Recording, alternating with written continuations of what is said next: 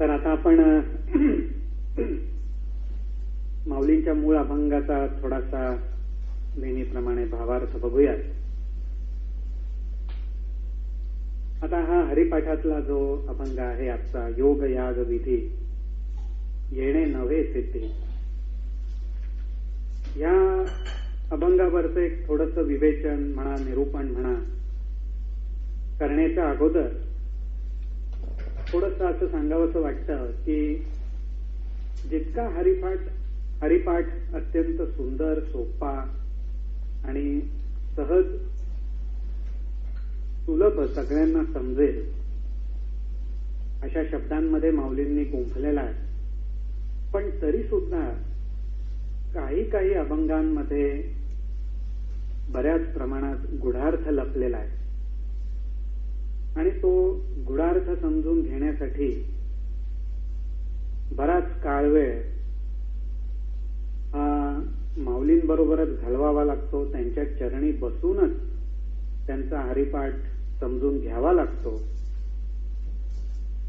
नाहीतर सर्वसामान्यपणे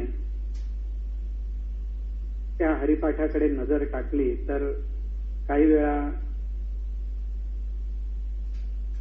गैरसमज होण्याचा शक्यताही जास्त असते.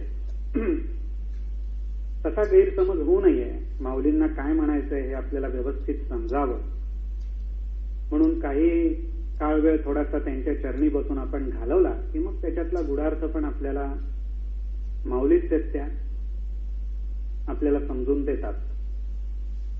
तर हा अभंग सुद्धा काहीसा तसाच आहे. अभंगाचं पहिलं चरणच अनेक जणांना गोंधळात टाकणार आहे, काही वेळा शंका किंवा प्रश्नचिन्ह निर्माण करणार आहे. आणि ते म्हणजे असा की माऊली असं म्हणतात की योग याग विधी येणे नव्हे सिद्धी, वायाची उपाधी दंभ धर्म. उघडपणे अत्यंत सोप्या भाषेत माऊलींनी योग, याग, विधी अशा पद्धतीच्या ज्या काही उपासना आहेत, वाटचाल करण्याचे जे काही मार्ग आहेत, त्यांना उघड कमी लेखलेलं आहे, कमी प्रतीचं लेखलेलं आहे. पण एक लक्षात ठेवलं पाहिजे की हे कमी प्रतीचं ज्या शब्दांमध्ये माऊलींनी लेखलंय, वायांची उपाधी दंभ धर्म, हे शब्द वापरून त्याच्यातलं गौणत्व त्यांनी दाखवलेलं आहे. पण ह्या मार्गांचं हे गौणत्व सामान्यपणे इतर कोणी दाखवण्यापेक्षा तो अधिकार सर्वस्वी माऊलींनाच आहे. माऊलींशिवाय हा अधिकारच कोणाला प्राप्त होऊ शकत नाही की ज्यामुळे ती व्यक्ती असं म्हणेल की योग याग विधी येणे नोहे सिद्धी. मग माऊलींनाच हा अधिकार का? तर तो भाग समजणं जास्त आवश्यक आहे. आज माऊलींची जी परंपरा आहे ती नाथ संप्रदायी आहे आणि नाथ संप्रदायाची पूर्ण वाटचाल ही योगाने अत्यंत समृद्ध आहे. असा कुठलाही योग नाही, असा कुठलाही अभ्यास नाही की ज्याचा नाथ संप्रदायामध्ये समावेश नाही. कारण सर्व योगांचे महायोगी असे जे आदिशंकर, शिवशंकर, त्यांच्यापासूनच ही परंपरा सुरू होते.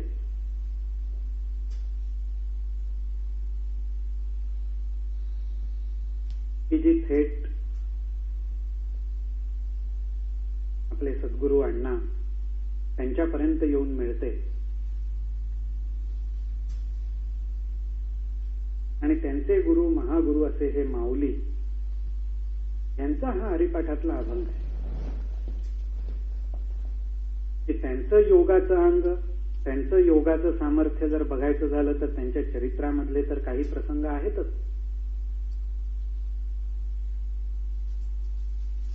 वेगवेगळ्या प्रकारची चर्चा, विश्वासाचा भाग असला तरी सुद्धा पाठीवरती मांडे भाजणं, भिंत चालवणं, चतुष्पाद प्राण्याच्या मुखी पवित्र अशा मंत्रांचा उच्चार करून घेणं, याच्यामध्ये त्यांचं योग सामर्थ्य हे दिसतंच. महायोगी चांगदेवांची जेव्हा भेट होते त्यावेळी सुद्धा त्यांचं सामर्थ्य त्या 1400 वर्ष तपस्या केलेल्या महायोग्याला सुद्धा जाणवतं.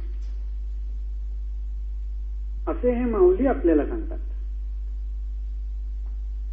म्हणजे याच्यात नक्की काहीतरी गर्भित अर्थ आहे.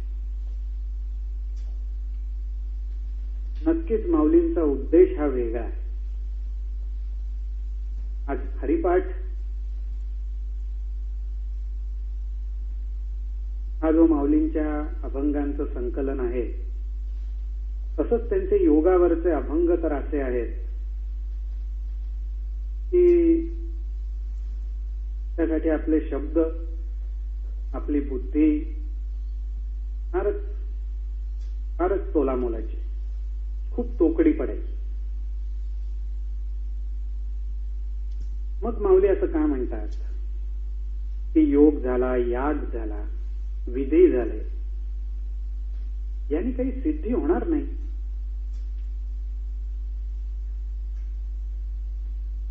योग हा एवढा शब्द माऊलींनी वापरलाय, पण त्याच्यामध्ये सर्व प्रकारचे योग आले. महायोग आले, क्रियायोग आले, अष्टांग योग आले, हठयोग आले, सगळे योग आले. याग म्हटल्यावर यजन आलं, यज्ञ आले, अग्निहोत्र आलं, अनेक प्रकारच्या विधी, उपासना आल्या. मग याचा काहीच उपयोग नाही. वायांची उपाधी खरंच आहे. त्याचं कारण असं, आज सर्वसामान्य जीव जर या गोष्टींमध्ये गुरफटला गेला तर त्याचं जे मूळ साध्य आहे, योगाचा अभ्यास करून, यजन करून, विधी करून, मूळ जे साध्य आहे त्याची सिद्धता होणार नाही. कारण आज कुठल्याही गोष्टीचा जेव्हा आपण अभ्यास करतो त्यावेळी त्याच्यातनं ज्ञानप्राप्ती होते. ज्ञानप्राप्ती जसजशी होत जाते तसतसे त्याच्यातून काय काय लाभ होणार आहे ह्याकडे स्वाभाविकपणे लक्ष जायला लागतं. अर्थात अभ्यास योग म्हटला की ज्ञान होणारच, ज्ञान झालं की लाभ पण होणारच. त्यालाच तर ज्ञान म्हणतो आपण. एखादी गोष्ट कशी करायची, कशी मांडायची, साधन सामुग्रीचा कसा योग्य रीतीने आपल्या व्यवहारात, आपल्या प्रोफेशनमध्ये, आपल्या प्रपंचात, आपल्या कामाच्या ठिकाणी सुंदरपणे उपयोग करून घ्यायचा, हे सगळं तर आपल्या ज्ञानावर अवलंबून असतं. आणि हे ज्ञान कशाने मिळतं आपल्याला? योगामुळे मिळतं. आज एखाद्या गोष्टीशी आपण जुळून जाणं, एकरूप होणं आणि तन्मयतेने त्याचा अभ्यास करून आपल्यातले स्किल्स, आपलं नॉलेज वाढवणं म्हणजे योग. मग तो प्रोफेशनल भाग असेल, स्पिरिच्युअल असेल, पर्सनल असेल, हॉबीज असतील, इंटरेस्ट असतील, तो योग आहे.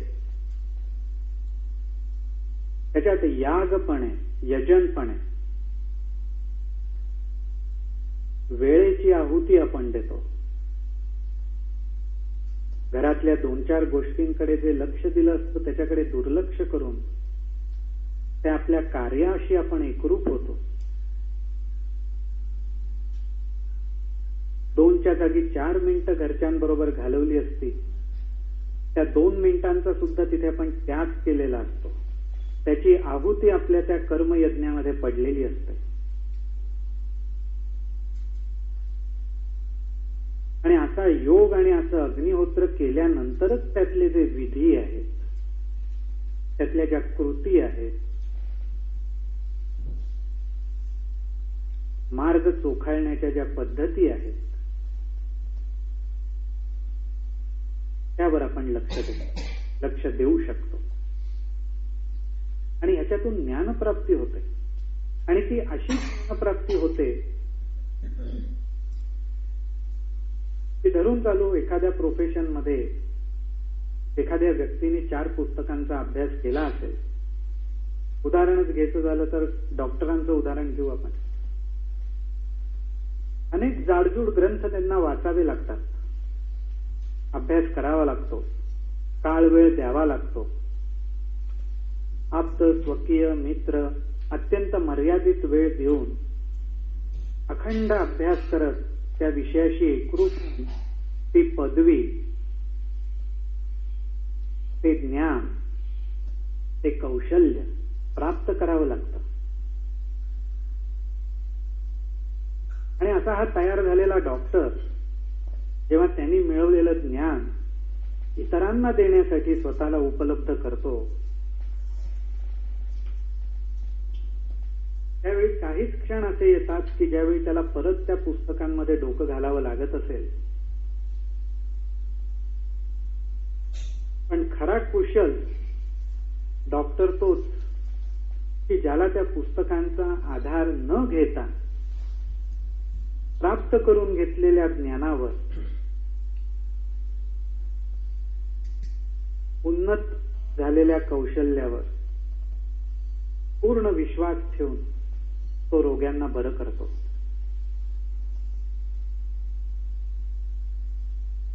परत त्याला त्या पुस्तकांकडे, साधन सामुग्रीकडे वळून बघावं लागत नाही.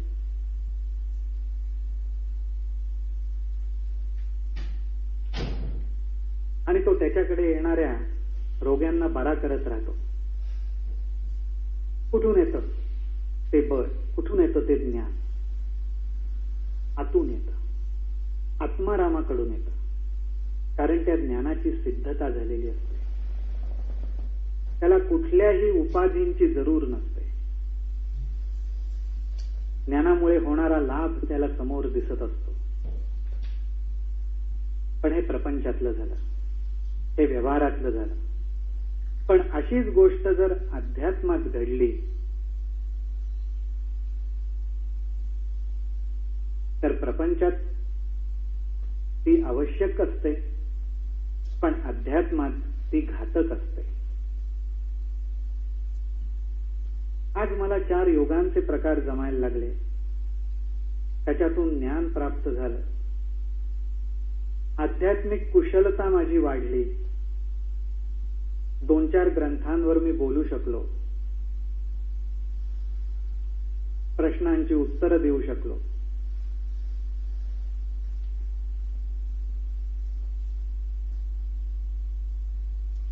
तर तिथं पहिली सावधगिरीची सूचना, पहिली धोक्याची घंटा ती म्हणजे अशी की नकळत अहंकार, नकळत दंभ, नकळत अनेक उपाध्या मागे लागतात.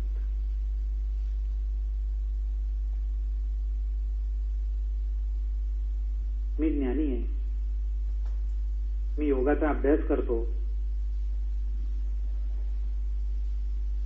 मी काही क्रिया करतो,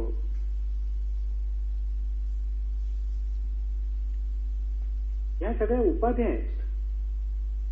ज्ञान प्राप्त करून घेण्याचे हे सगळे मार्ग आहेत.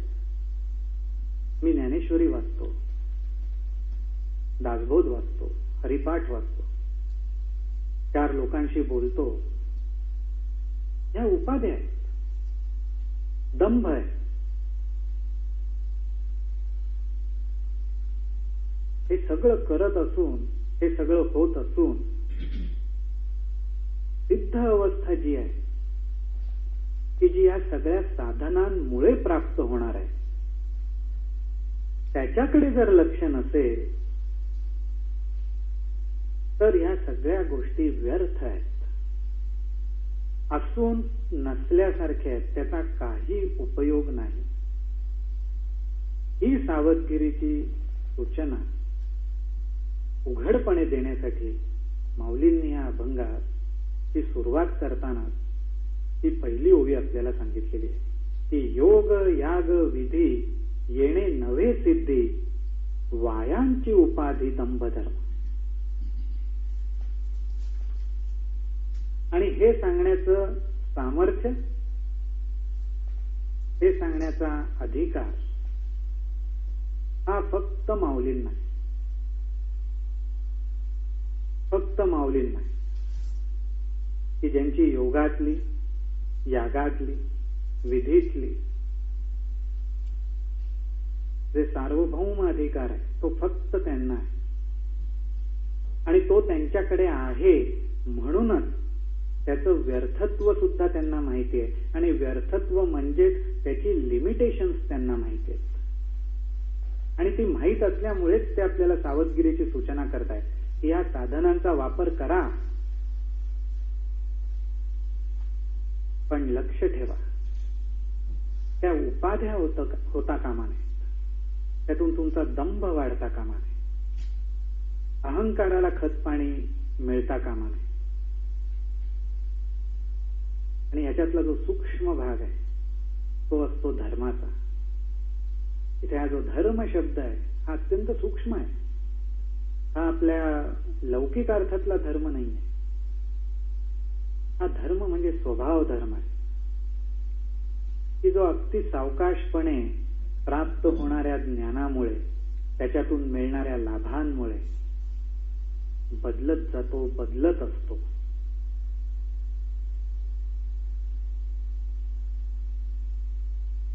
त्याला पण जपावं लागतं. तर अशी ही सुरुवात माऊलींनी अत्यंत सुंदरपणे, प्रभावीपणे केलेली आहे. आणि मग पुढे ते म्हणतात, वारंवार म्हणतात, माऊलींच्या अत्यंत आवडीचा शब्द, मंत्र तो म्हणजे भाव. भावे विण देव न कळे निस्संदेह. भावे विण देव न कळे निस्संदेह, गुरु विण अनुभव कैसा कळे. आज हे सुद्धा माऊलीच सांगू शकतात.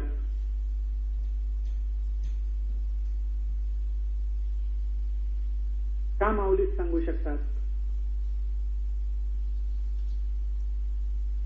काय कमी आहे माऊलींकडे?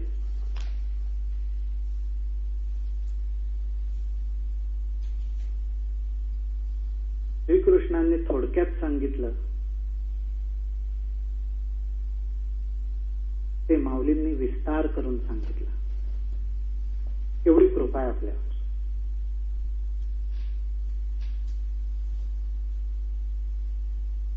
हरिपाठ लीला,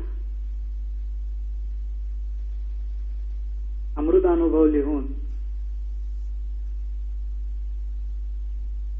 द्वैत, अद्वैत, अद्वैतारद्वैत, द्वैत अद्वैत अनेक वादांवर कळस चढवला.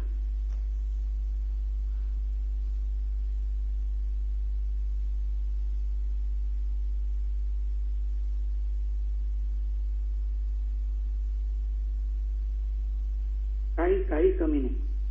पण ह्या सगळ्या साहित्यातून, या सगळ्या माऊलींच्या वाणीमधून जागोजागी पदोपदी एकच बघायला मिळतं, ते म्हणजे गुरुभक्ती. गुरुविषयी असलेली भक्ती, गुरुविषयी असलेला भाव.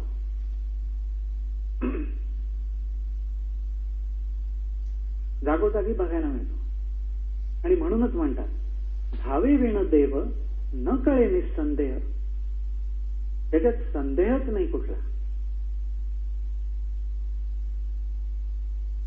संशय घ्यायचं कारणच नाही.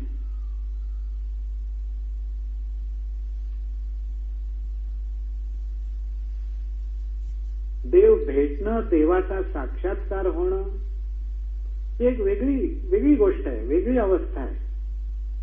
पण पहिल्यांदा देव काय हे तर कळलं पाहिजे.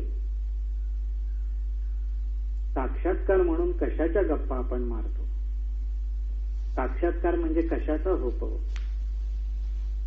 कोणाचा होतो हे तर कळलं पाहिजे.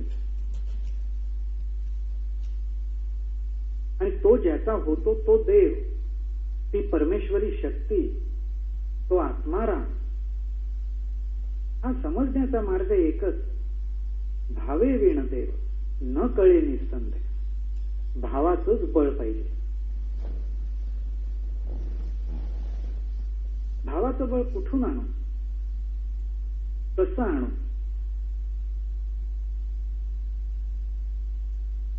आज मध्यंतरी एक आर्टिकल वाचलं मी इंटरनेटवरती.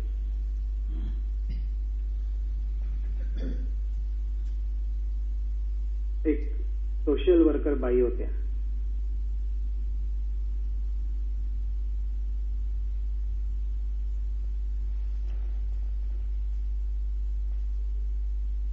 चाइल्ड केअर मध्ये त्यांचं बरंच काम चालतं.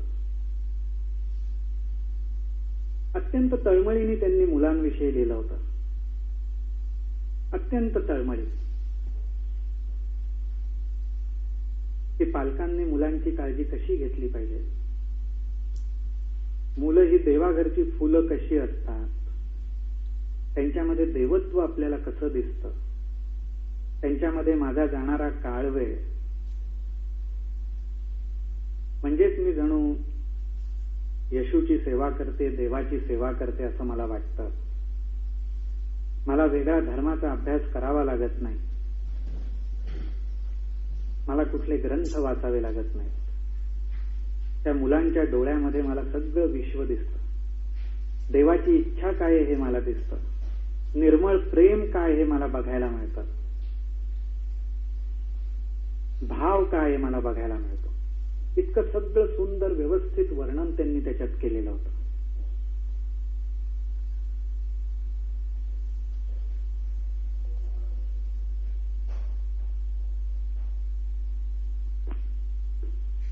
ते सगळं मी वाचलं आणि त्या आर्टिकलच्या शेवटी त्यांनी त्यांची एक खंत मांडलेली होती. ती खंत अशी होती, त्या बाईंचं लग्न झालेलं होतं, परंतु त्यांना डॉक्टरांकडून असं समजलं होतं की आयुष्यामध्ये त्यांना मूलबाळ होऊ शकणार नाही,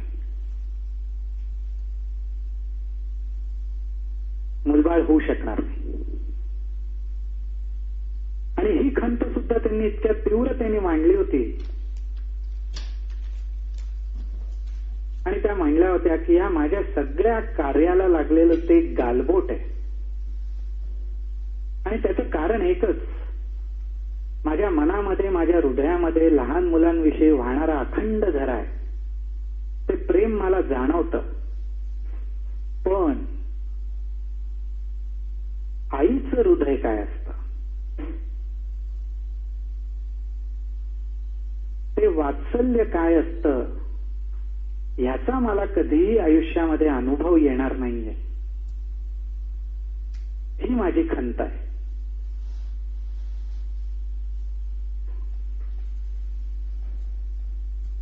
आणि एवढीच काय ती माझी परमेश्वराकडे मागणी आहे, कंप्लेंट आहे. परमेश्वरावर माझा राग आहे प्रेमाने, पण मला मूल होऊ शकणार नाही, मी कधी आई होऊ शकणार नाही. ही माझी खंत आहे. आणि ती खंत पाहिल्यावर त्यांच्या आयुष्यातला तो एक प्रसंग, ती एक गोष्ट, ती एक कमतरता पाहिल्यावर माझ्या लक्षात आलं की माऊली का म्हणतात, भावे विण देव न कळे निसंदेह. सगळ्या गोष्टी आहेत, सगळ्या गोष्टींची मुबलकता आहे, प्रेम आहे, अनुसंधान आहे, करण्याची तळमळ आहे, काय करायचं माहितीये, अनुभव पण येतोय. पण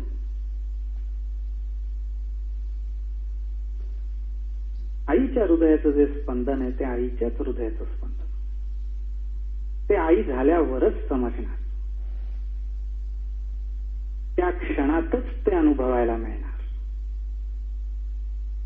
इतर वेळी आहेच, योग याग विधी सगळं आहे, पण भाव नाही, ती अनुभूती नाही. आणि ती अनुभूती म्हणजे तो भाव, त्याच्याशिवाय देव काय हे कळणं शक्य नाही. न कळे निसंदेह. गुरुविना अनुभव कैसा काय. मग त्यासाठी गुरुची आवश्यकता का? दोन गोष्टींसाठी. अनुभव मिळण्यासाठी तर आहेच आहे,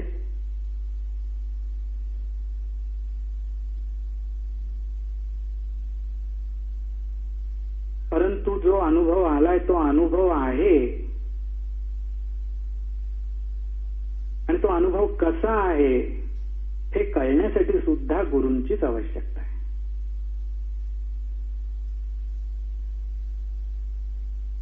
कारण हे जग अनेक अनुभवांनी भरलेलं आहे, त्यात ओळखायचं कसं, त्याचं परिमाण काय, कशाला आत्मानुभव म्हणायचं. तो शुद्ध पाहिजे, निर्मळ पाहिजे, त्याची खूण काय हे समजलं पाहिजे. आणि म्हणूनच गुरुविना अनुभव कैसा कळे, कळणं शक्य नाही. आज माझा एक डॉक्टर मित्र, त्याची मला एक गोष्ट आठवते.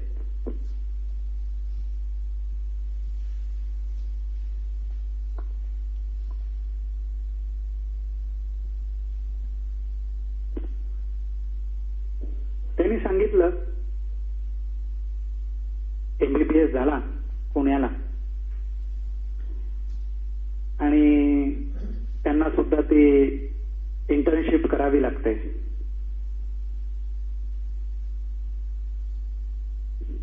ती करायला तो गेला, आणि ती करत असताना जेव्हा पहिलं ऑपरेशन थिएटर मधला त्याचा अनुभव त्यांनी सांगत होता, तो भाग मला आठवला आज माऊलींचा हा अभंग वाचताना. की मगाशी डॉक्टरांचं उदाहरण घेतलं होतं म्हणूनच परत आता हे मला आठवलं. त्यांनी पण ग्रंथ अभ्यासले होते. दिवसभर आमच्या बरोबर घालवल्यावर रात्री तो पण अभ्यासात ग्रंथांमध्ये डोकं खुपसून बसायचा. प्रॅक्टिकल्स चालायचे, बरंच काय काय असेल ते चालायचं. पण त्या पहिल्या ऑपरेशन थिएटर मधला अनुभव सांगताना तो म्हणाला की त्यावेळी मला समजलं की ज्यांना त्याच्यातला अनुभव आहे, जे पुस्तकांमध्ये न बघता न डोकावता असलेल्या साधनांचा आधार घेऊन काम सुरू करतात, कुठेही हात कापत नाहीत, कुठेही विचार करण्यासाठी क्षणभर थांबावं लागत नाही,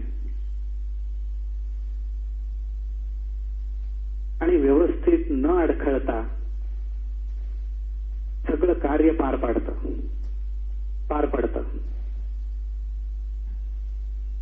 आणि ते होत असताना त्यांच्या अनुभवाचे बोल जे ऐकायला मिळतात ते कुठेही ग्रंथांमध्ये सापडत नाहीत.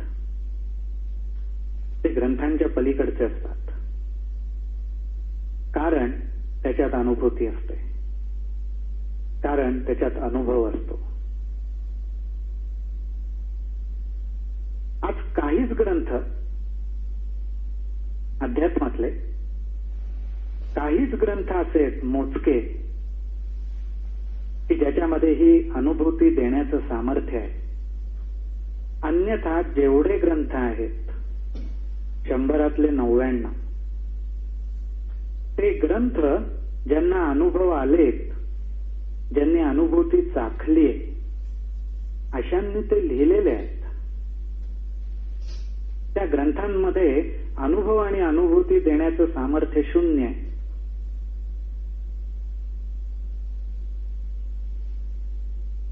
आणि असा अनुभव देण्याचं सामर्थ्य उघडपणे व्यक्त करणारे परत म्हणजे आपले माऊली,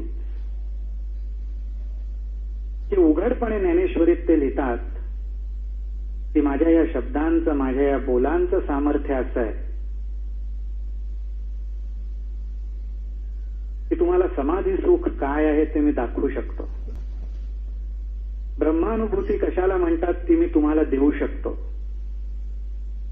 इंद्रियांच्या पलीकडची अवस्था काय असते त्या अवस्थेमध्ये मी तुम्हाला नेऊ शकतो. हे उघडपणे माऊलींनी त्यांच्या ग्रंथांमध्ये सांगितलेलं आहे. आणि म्हणूनच ते म्हणतात, भावे विण देव न कळे निसंदेह, गुरु विना अनुभव कैसा कळे. अनुभव यायला हवा असेल, अनुभव म्हणजे काय हे समजायला हवं असेल, तर श्री गुरूंशिवाय ते शक्य नाही. त्यांच्याकडूनच तो समजून घेतला पाहिजे, त्यांच्याकडूनच तो उपलब्ध करून घेतला पाहिजे. आणि या गोष्टी एकदम होत नाहीत. त्या काही अशा वाटेवर पडलेल्या नसतात. त्याच्यासाठी सुद्धा काही परिमाण आहेत. तपे विण दैवत, दिधल्या विण प्राप्त.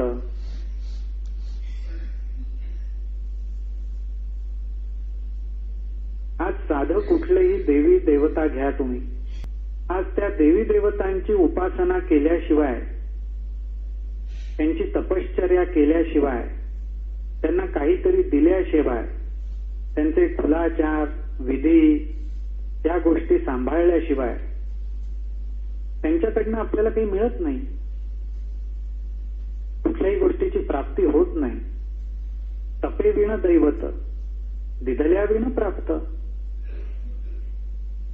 आज हा असाच साधा नियम प्रपंचात तर पावलोपावली असतो. देवदेवता हा अध्यात्मातला विषय झाला, पण आज प्रपंचामध्ये व्यवहारामध्ये सुद्धा दैवता आहेतच ना आपली, की जी प्रसन्न व्हावी, ज्यांची आपल्यावर कृपा असावी, अशी दैवता आहेत. वेगवेगळ्या रूपाने असतील, व्यक्तींच्या रूपाने असतील, वस्तूंच्या रूपाने असतील.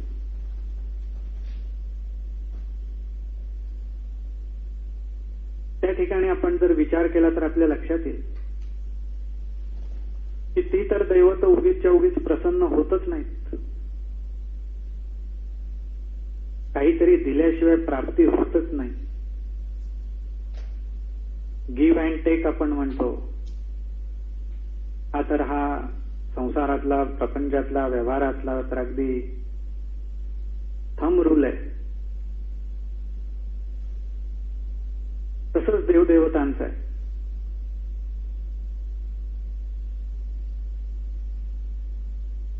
पण ह्यापेक्षा सुद्धा गुरूंच्या ठिकाणची, श्री गुरूंच्या ठिकाणची गोष्ट वेगळी असते. खूप काही द्यावं लागत नाही. देवाणघेवाण जी व्यवहारातली असते तसा अजिबात कुठलाही व्यवहार त्या ठिकाणी नसतो. त्याचा स्पर्श सुद्धा नसतो. मग तिथं कुठला व्यवहार चालतो? तर तो व्यवहार न सांगता गुरूंकडून ते ज्ञान, गुरूंकडून तो अनुभव आपल्याला कसा प्राप्त होतो याचं मार्गदर्शन माऊली करतात. ते म्हणतात, गुजे विण हित कोण सांगे.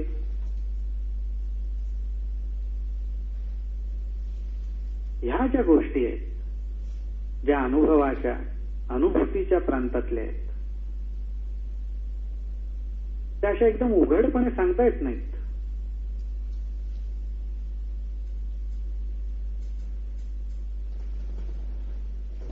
पण त्या आपोआप उलगडल्या जातात.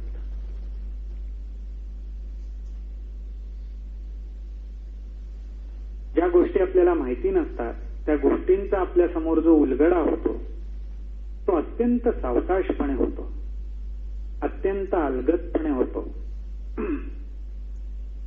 माऊली म्हणतात त्याप्रमाणे मनाच्या हळुवारपणे तो होतो आणि इतक्या हळुवारपणे होतो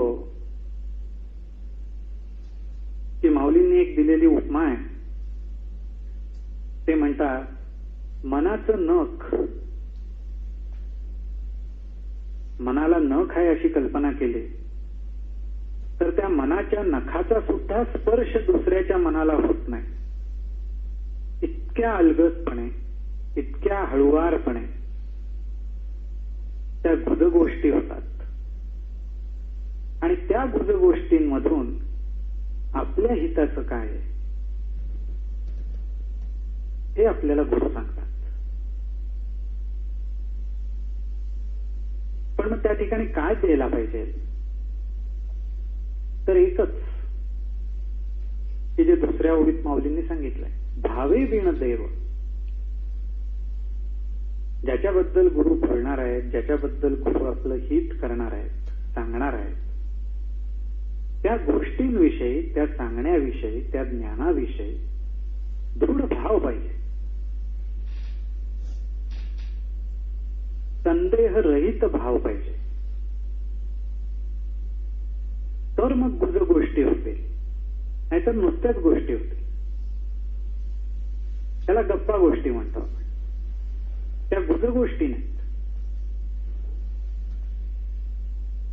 हिताच्या गोष्टी ज्या आहेत त्या हळुवारपणेच सांगितल्या जातात.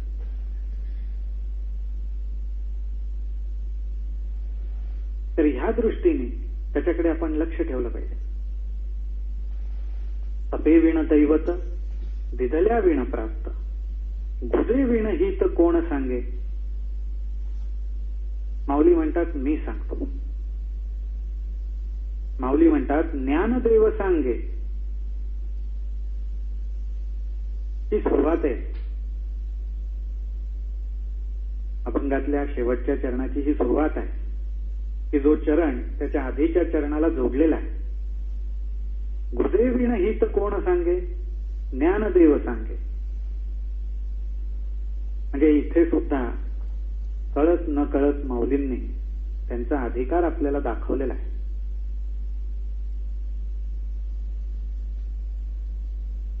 की हे जे गुज आहे त्याच्यातलं जे सूक्ष्म तत्व आहे, जे खरं ज्ञान आहे, जो ज्ञानाचा गाभा आहे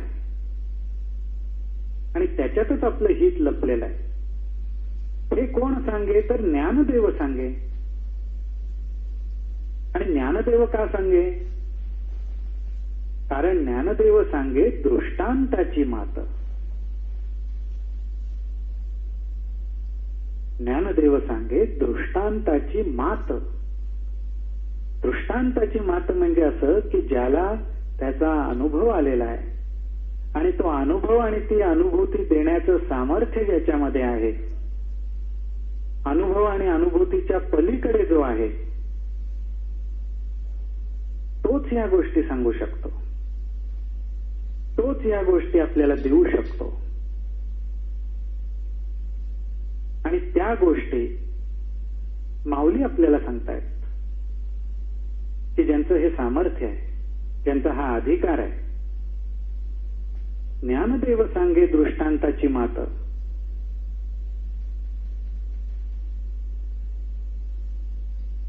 मग ती काय सांगतात माऊली? तर साधूचे संगती तरणोपाय. आज हिताच्या ज्या गोष्टी आहेत त्या एकदम आपल्याकडे चालून येत नाहीत. तरणोपाय.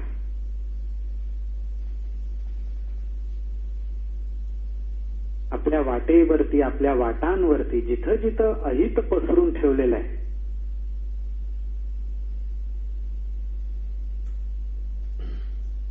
त्या अहिताला टाळून सांभाळून पाऊल कसं टाकता येईल, या वाटांवर चालत असताना माझं हितच कसं होईल आणि मग मी कसा तरुण जाईल याच्यातून, हे जे तरणोपाय आहेत हे फक्त साधूंच्या संगतीमध्येच सापडतात, बाकी कुठेही नाही, बाकी कुठेही नाही. का बरं साधूंच्या संगतीत सापडतात? का एवढं वैशिष्ट्य त्यांच्या संगतीचं? कारण साधूंना हरीबद्दल प्रेम असतं, साधूंना नामाबद्दल प्रेम असतं, साधूंना परमेश्वराच्या चरणाबद्दल प्रेम असतं. आणि हे प्रेम ज्याच्या ठिकाणी ज्या ठिकाणी आपल्याला दिसतं तो साधू. बाकी सगळे महाराज म्हणतात तसं संधी साधू.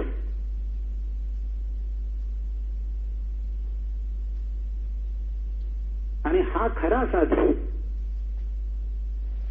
का, तर त्याला जिथं जिथं संधी मिळते तिथे तिथे त्या संधीचा उपयोग तो परमेश्वराचं स्मरण,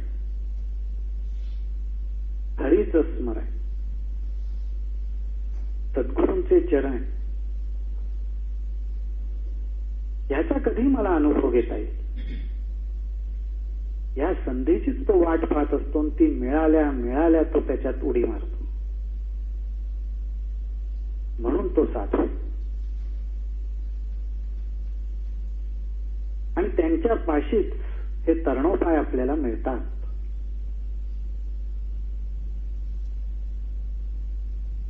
अगोदरच्या ओवीत माऊलींनी म्हटलं, तपी विण दैवत दिदल्या विण प्राप्त. एक 2 मिनिटात एका झेन ऋषीची तुम्हाला गोष्ट सांगतो. एका झेन ऋषी मुनीकडे एक माणूस जातो आणि म्हणतो की महाराज तुमच्याबद्दल खूप ऐकलंय आणि माझी ही पूर्ण खात्री आहे, मला अजिबात शंका नाही की तुमच्या संगतीत मी जर राहिलो तर मला लवकरच परमेश्वराचं स्वरूप समजेल. ते झेन मुनी शांतपणे त्याच्याकडे बघतात आणि त्याला म्हणतात,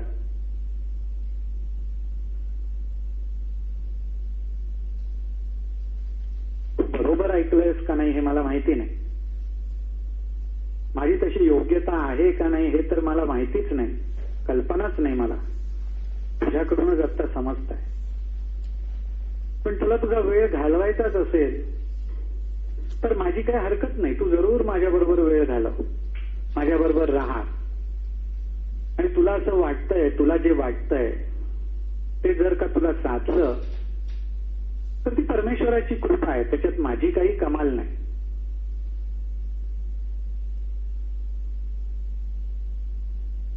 त्या माणसाच्या मनात काही संशय नसतो. तो म्हणतो मी राहणार तुमच्याबरोबर. ते म्हणतात ठीक आहे, हरकत नाही.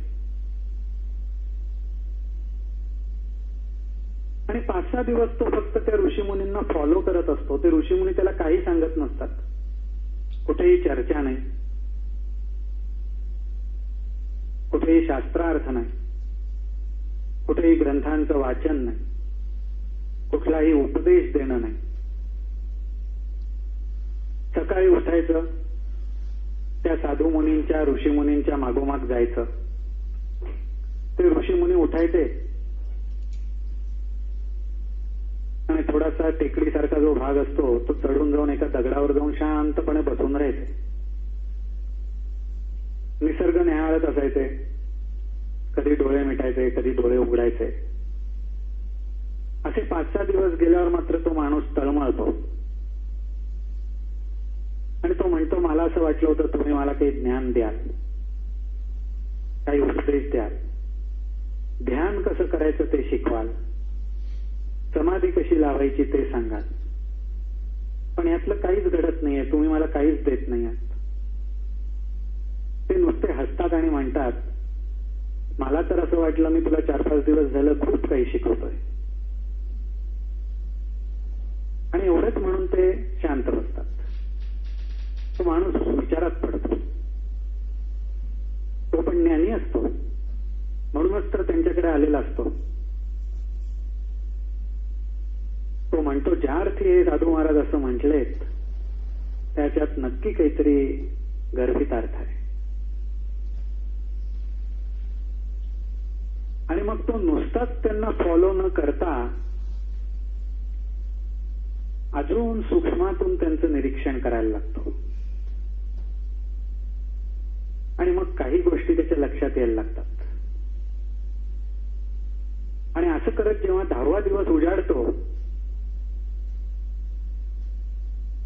त्या दिवशी एका संध्याकाळी ते साधू महाराज त्याला विचारतात, आज पण तू माझ्याबरोबर येऊन बसला होतास, काय काय तू अनुभवलंस?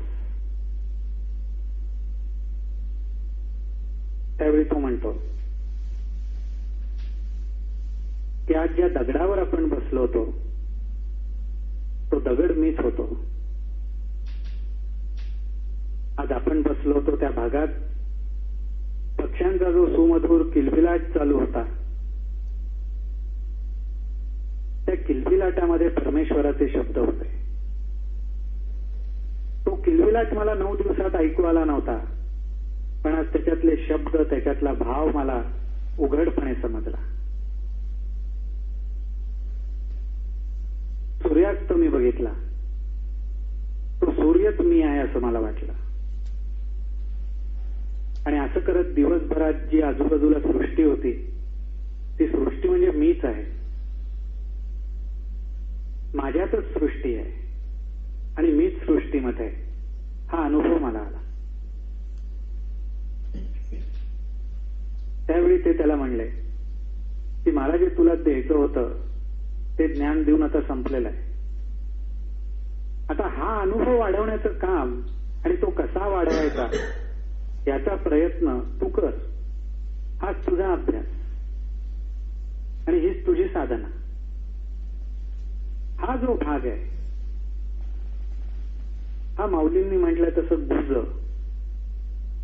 कारण त्याच्यात सूक्ष्मपणा आहे, त्याच्यात अनुभूती आहे, त्याच्यात अनुभव आहे, त्याच्यात शब्दाचं भांडार नाही, त्याच्यात योग नाही, व्याग नाही, त्याच्यात विधी नाही, पण त्याच्यात योग पण आहे, त्याच्यात याग पण आहे, त्याच्यात विधी पण आहे, पण सूक्ष्मत्वाने आहेत. त्याचं अवडंबर नाहीये, व्यवहार म्हणून नाहीये. ज्ञान प्राप्त करून घेऊन आपल्याजवळ ते ठेवायचे हा उद्देश नाहीये, तर साध्यामध्येच विलीन होऊन जायचंय. साधनांच्या साह्याने जे साधायचंय, साध्य माझ्यामध्येच आहे आणि मीच साध्यामध्ये आहे आणि आम्ही दोघंही एकच आहोत, हा अनुभव आपल्याला घ्यायचा आहे. आणि ह्या ज्या सगळ्या गोष्टी आहेत त्या गोष्टींचा अनुभव येण्यासाठी आज त्या माणसाने नाही म्हटलं तरी 9-10 दिवस दिले ना त्या ऋषीमुनींना. एवढाच काय तो व्यवहार होतो, पण तो अत्यंत सूक्ष्मात्म होतो. आणि म्हणूनच माऊलींनी म्हटलं असावं की तपे विण दैवत दिधल्या विण प्राप्त. हा जो साधा एक व्यावहारिक भाग असतो, तसंच आज अध्यात्मात सुद्धा द्यावं लागतं. पण काय द्यावं लागतं, तर एकच गोष्ट द्यावी लागते, अनुसंधान, लक्ष, भाव. वेगवेगळे शब्द आहेत, वेगवेगळ्या अर्थाने वापरले जातात, पण तेवढंच द्यावं लागतं. आणि ते दिलं की मग त्यातलं जे गुज आहे,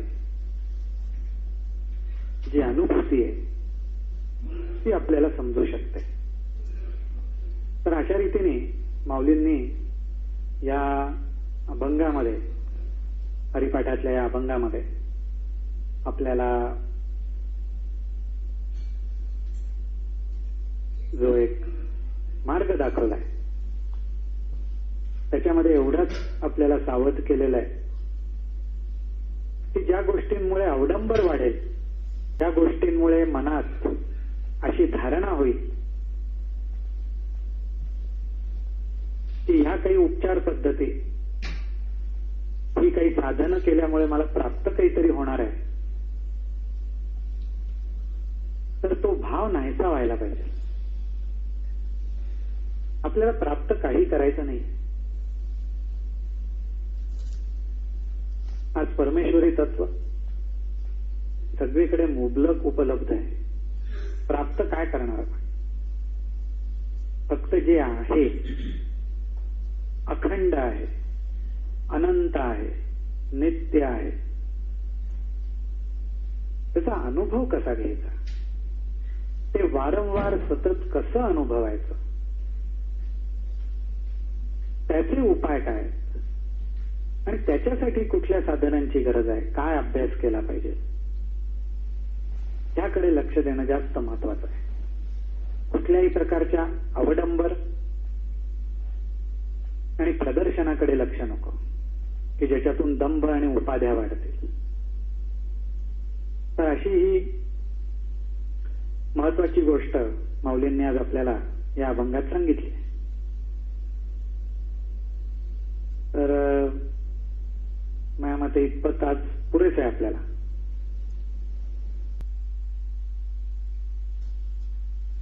आणि बोलू परत आपण.